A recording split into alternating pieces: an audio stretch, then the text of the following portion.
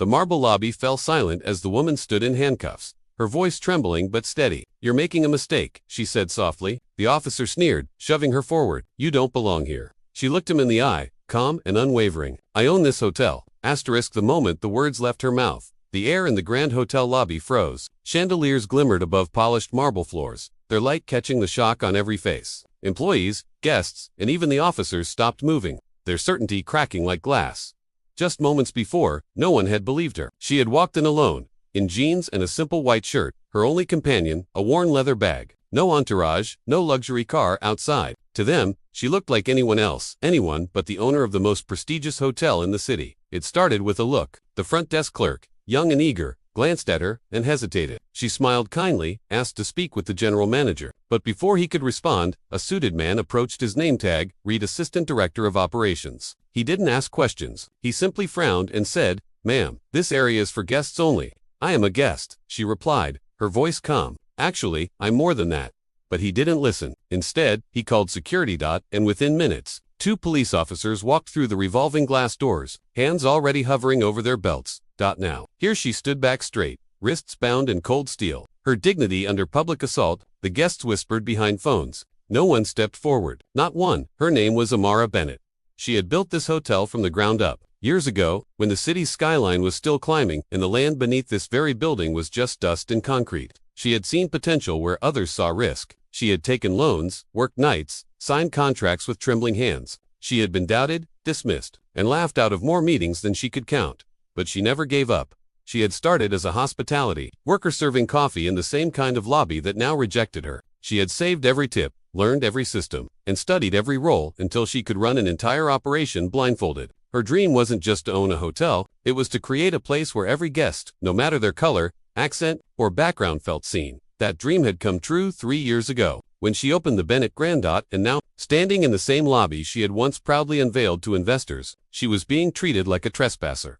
The taller officer gripped her arm tighter. "You have no right to be here. We got a call that you were causing a disturbance." Amara's eyes met his, not with anger, but quiet strength. "I asked for my manager," she said softly. "That was the disturbance." He smirked, unconvinced. "Let's go. You can explain yourself downtown." In the crowd, a young bellhop boy, barely out of high school, watched with wide eyes. He recognized her. He remembered her face from the employee handbook, from the founder's portrait framed in the staff lounge. His lips parted, but fear chained his courage. The assistant director's glare silenced him. "Don't get involved," the man muttered under his breath. But Amara saw him, and in that fleeting moment, her calm smile told him everything. "It's okay. I've been through worse." The officer pulled her toward the glass doors. Each step echoed with humiliation, but Amara walked with measured grace, her voice low but steady, each word carrying a weight that drew every eye back to her. "You can take me outside," she said, "but you can't take away what I built." That line would echo in every phone recording that flooded social media later that night. Because just as the officers reached the door, a new voice broke through the silence. "Release her now." Everyone turned. A man in a dark suit stepped out from the elevator, gray hair, calm expression, and a badge that hung not from a uniform but from authority. He was the chief executive officer of the parent company that owned half the luxury hotels in the city. He had received a text minutes earlier, an urgent message from the board of directors. "The founder is visiting. Ensure her safety and privacy." Now he stood there, watching in disbelief as his own employees handcuffed the woman who had built everything around them. The officers hesitated. The assistant director stammered, "Sir, she was trespassing." "And enough," the CEO said quietly. His voice carried like thunder in the hush that followed. He turned to Amara, his tone shifting from authority to reverence. "Ms. Bennett, I am so deeply sorry."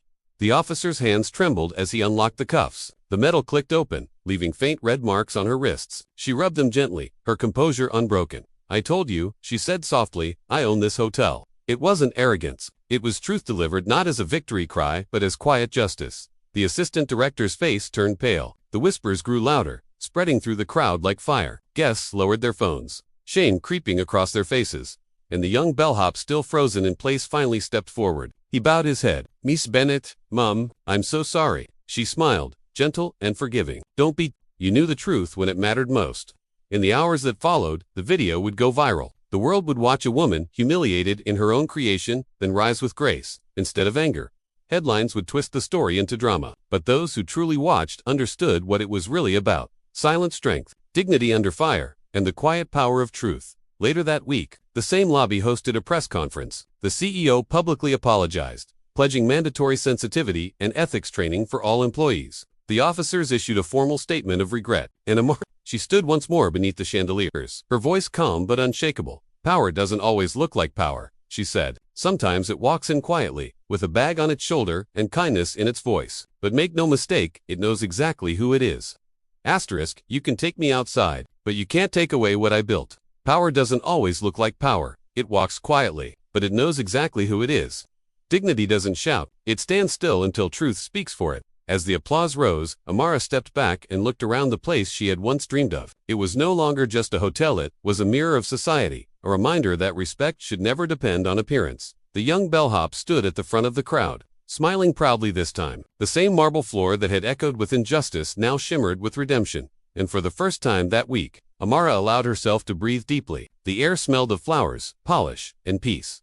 She walked away, with her head held high, not as a victim, but as a woman who had turned humiliation into history.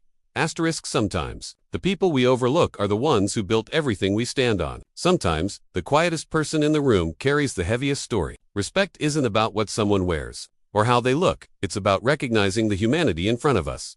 Wherever you're watching from, share your thoughts below. What would you have done if you saw this happen? And if stories like this move you, subscribe, like, and share for more tales that remind us. Dignity needs no permission, and comment below as well. Thanks, goodbye, till next video.